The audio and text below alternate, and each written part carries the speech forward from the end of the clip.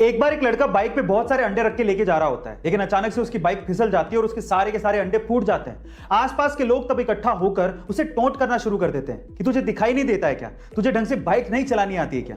इतने में ही उस भीड़ में से एक बूढ़ा सा अंकल निकल के आता है और उस लड़के से कहता है कि बेटा तुम्हारे सारे अंडे फूट गए हैं, अब तुम अपने मालिक को क्या जवाब दोगे। चलो मैं तुम्हारी मदद करता हूं, ये मेरे पास 30 रुपए हैं, तुम रख लो।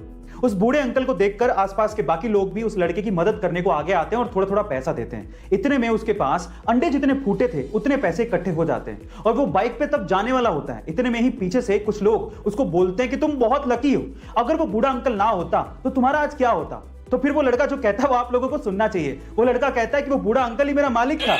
आखिरकार टोक्यो ओलंपिक में हमारा गोल्डन डे आ चुका है। 7 अगस्त 2021 यानी आज के दिन को हिंदुस्तान के इतिहास में बच्चा बच्चा लंबे समय तक याद रखेगा, क्योंकि आज ही के दिन हरियाणा के एक छोरे ने हिंदुस्तान के लिए टोक्यो ओलंपिक में उसका पहला गोल्ड मेडल जीत के हिंदुस्तान के नाम कर दिया।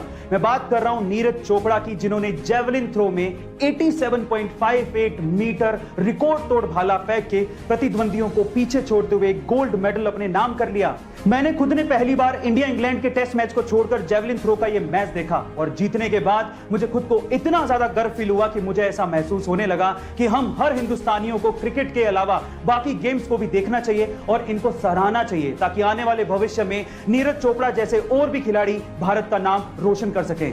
गाइस, आज मैं आप लोगों को दुनिया के 7 सबसे बेहतरीन डॉक्टर से मिलवाने वाला हूं। ऐसे डॉक्टर्स जो आपको स्वस्थ रहने में और आपकी उम्र को बढ़ाने में आपकी मदद कर सकते हैं। सबसे पहले है 6 से 7 घंटे की गहरी नींद।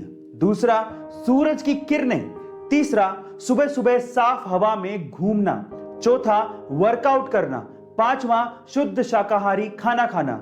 छठा, पर्याप्त मात्रा में पानी पीना। और सातवां, हंसना। ये 7 डॉक्टर्स आपकी लाइफ बना सकते हैं, आपको स्वस्थ बना सकते हैं और लंबी उम्र भी दे सकते हैं। आजकल लोग अपनी सोच और अपने मतलब के हिसाब से सोशल मीडिया पे पोस्ट को शेयर करते हैं। वो लोग सिक्के का दूसरा पहलू देखना ही नहीं चाहते और ना ही दूसरों को दिखाते हैं। कैसे?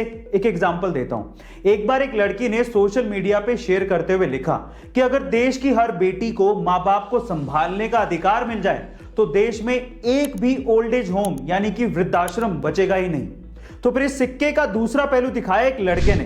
कमेंट सेक्शन में उसने बड़ी समझदारी से इसका जवाब दिया। उसने कहा कि अगर वही बेटियां ससुराल में जाके सास ससुर को अपना माँ बाप मान लें तो इस देश को तो छोड़िए, इस पूरे विश्व में कहीं भी ओल्ड एज होम रहेगा ही नहीं।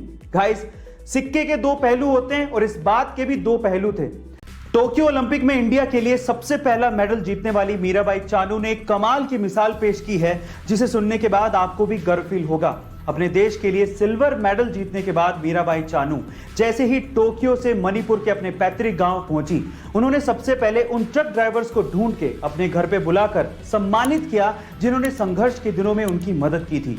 इंफाल के ट्रेनिंग सेंटर तक पहुंचाने में मदद करने वाले इन ट्रक ड्राइवर्स को मीराबाई चानू ने अपने घर पे बुलाकर सम्मानित किया, उन्हें खाना खिलाया, उन्हें उपहार दिया और दिल से धन्यवाद कहा। इस समारोह में लगभग 150 के करीब ड्राइवर्स शामिल हुए थे। सोशल मीडिया पे मीराबाई चानू के इस व्यवहार की काफी ज्यादा तारीफ हो रही है। आपका मीराबाई चानू के इस व्यवहार पर क्या कहना है, कमेंट सेक्शन में जरूर लिखेगा और ऐसे अमेजिंग वीडियोस के लिए शेयर, सब्सक्राइब एंड लाइक।